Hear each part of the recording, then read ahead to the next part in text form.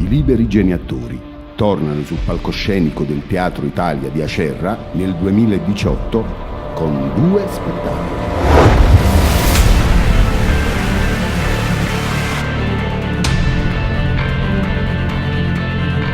Il 24 e 25 marzo 2018 con Il morto sta bene in salute, una commedia in 2 atti di Gaetano Di Maio.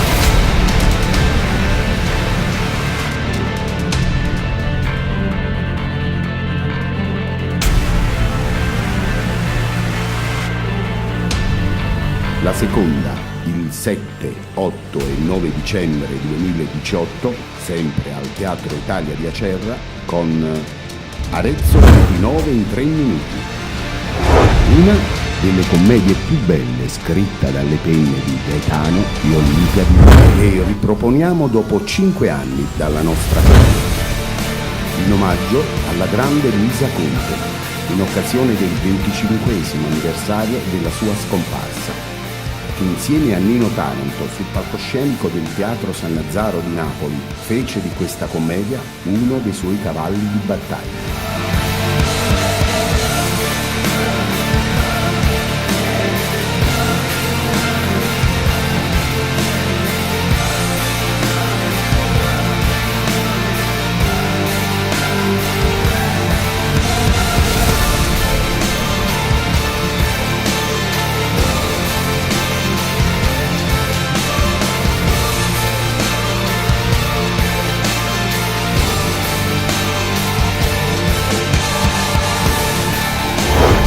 Entrambe le commedie sono riadattate da Maria Grimaldi e Peppe Ruotola in spettacolo musico danza teatrale.